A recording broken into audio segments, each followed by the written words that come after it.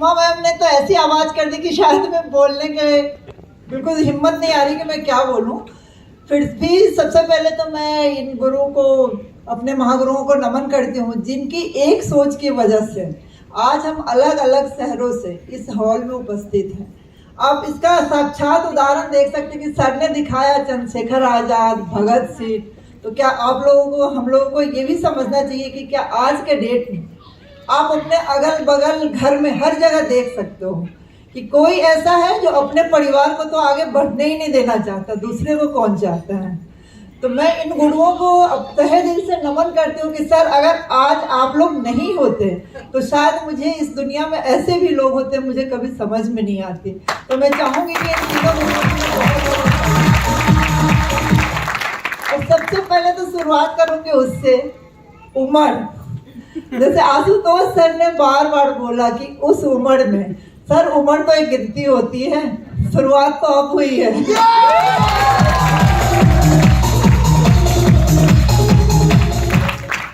क्योंकि वाकई मैंने दुनिया 50 के बाद ही देखी, उससे पहले की जो भी दुनिया थी, मम्मी पापा की, पति की, बच्चों की, लगती थी ऐसी ही दुनिया होती है।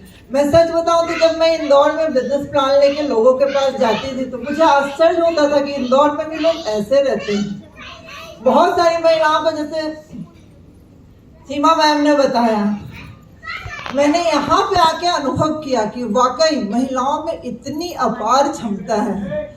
और ऊपर से जो महिलाएं दिखती हैं ना, बहुत खुश, बहुत हंसते रहती हैं, लेकिन आप इस बिजनेस में नहीं आते ना तो हम उनके दिल की बात नहीं समझ पाते कभी। और सर मेरा कमिटमेंट है, जब से मैंने इस बिजनेस की शुरुआत की, आई क्यों नहीं पता मुझे, मैंने जब मेरे घर पे कोई लेके आया बिजनेस में, उनको भी बहुत बहुत धन्यवाद देती हूँ। भले वो आज इस हॉल में मौजूद नहीं है, लेकिन अगर वो नहीं आते तो मैं इस बिजनेस का नाम भी नहीं जानती थी, इसलिए उनको भी मैं बहुत बहुत धन्यवाद देती हूँ। उस समय मैंने शुरू से एक डिसीजन लेने की शक्ति थी, पति ने भी छूट दे रखी थी, 10,000 रुपये तो खर्च कर ही सकते हैं। तो हमने एक बार में डिसीजन लिया, काम करना स्टार्ट किया। लेकिन शुरुआत से थी कि जो भी काम करूं उसको अच्छे से करूं। और मैं भी आज अपने को बताना चाहती हूँ आप लोगों को कि जब मेरे पति शाम को घर में आए, शायद उस समय मैं डिसीजन नहीं लेती तो नहीं ले पाती, क्योंकि हर महिला की एक आदत होती है कि जब तक पति की हार नहीं हो वो जिद भी नहीं करती। और जब मेरे पति घर पे शाम को आया, मैंने बोला ऐसे ऐसे मैंने आज एक फॉर्म भरा है और ज्वाइनिंग ली है, तो उनका पहला सेंटेंस था कि क्यों, तुम ये मत समझना कि 10,000 रुपये के लिए बोल रहा हूँ, लेकिन कोई ढंग का काम करती। अब तो मुझे साबित करना था कि ये कैसा ढंग का काम है।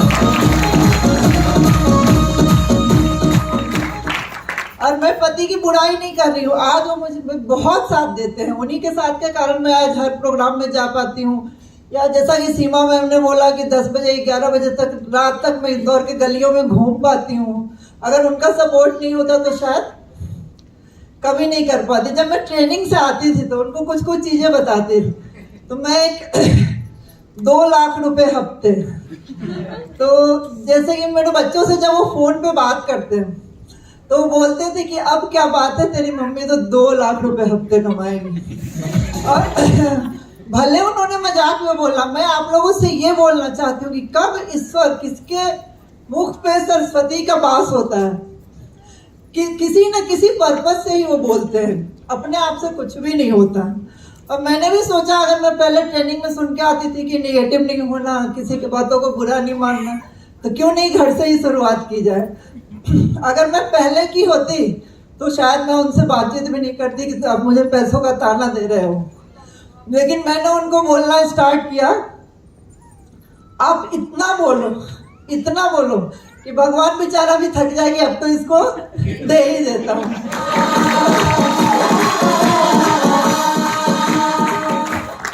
वाकई सेफ शॉप एक बहुत ही अनोखी दुनिया है, बहुत अनोखी दुनिया से बिल्कुल अलग। यहाँ के लोग बहुत प्यारे हैं। अगर हम इसमें नहीं आए ना तो शायद हमने पूरी जिंदगी जी ही नहीं। ऐसा लगता है रिटायरमेंट अगर हम नहीं माने तो ये तो और अच्छी बात है ना कि 50 साल के बाद, एज के बाद जो अपनी जो जिम्मेवारी थी बच्चों की, वो हम कंप्लीट कर चुके होते हैं।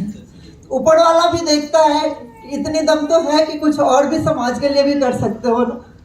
तो इसलिए उसके बाद भी मैं सर आपसे कमिटमेंट करती हूँ इस चीज़ की कि मैंने ये फील किया है, मुझे हर महिला को घर से निकालना तो है, ये चाहे कुछ भी हो जाए। और इसके मैं अपनी टीम को बहुत बहुत धन्यवाद देती हूँ कि टीम में जितनी भी महिलाएं हैं, एक से बढ़कर एक मेहनती, सर्वगुण संपन्न, वो अपने घर को भी बाकायदा बहुत अच्छे से संभालती हैं और वो मैनेज करना जानती है कि कैसे पति के लिए टाइम निकालना है, कैसे बच्चों के लिए निकालना है और कैसे हमें खुद बिजनेस क्या बोले अपने आप के लिए निकालना है। जो कि एक चीज थी, अपने आप के लिए टाइम निकालना महिलाएं नहीं जानती। मैं आप सबसे यही बोलना चाहती हूँ कि अपने आप के लिए भी टाइम निकालना जरूरी है, अपने आप को पहचानना भी जरूरी है। अगर आप नहीं, मैं तो अपनी पहचान की बात करूं तो एक ही बात विजुअलाइज करती हूँ, मरने से पहले अपने घर में वो फोटो तो लगा के जाऊंगी जो मेरे नाती पोते जो भी होते हैं वो देखे और इतना तो बोले कि मेरी दादी ने 50 साल की उम्र के बाद नेटवर्किंग शुरू किया था, उसने बहुत अच्छा नेटवर्क बनाया, डायमंड बनी उसके नेटवर्क।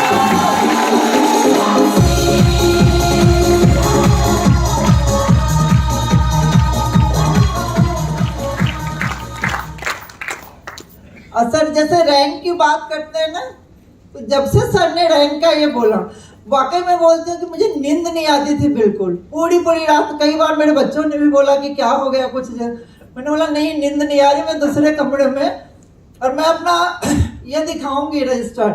मैं सुबह उठ के, हे भगवान आपका लाख लाख धन्यवाद, मैंने फर्स्ट रैंक अचीव कर लिया, मेरी टीम से लोगों ने फर्स्ट रैंक अचीव कर लिया। पूरी कॉपी भर दी सर, रेड कलर के पेन से।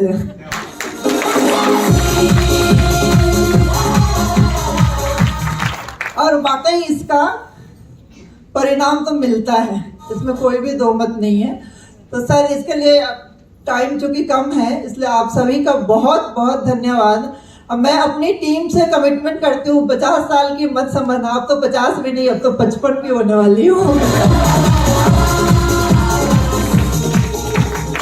लेकिन ये समझ के कभी पीछे मत हटना, किसी चीज की कोई उम्र नहीं होती। अगर हम आलसी है ना, आप 18 साल के बच्चों को भी देख लो, घर में सोते रहते हैं, घर में कुछ है या नहीं है, लेकिन उन्हें ये नहीं समझ में आती कि उठ के कुछ करूं। तो उम्र तो बस एक गिनती मात्र है, वो तो बढ़ेगी, किसी की भी बढ़ती है तो हमारी भी बढ़ेगी। हमें बहुत बड़ा काम करना है और जल्दी से जल्दी करना है।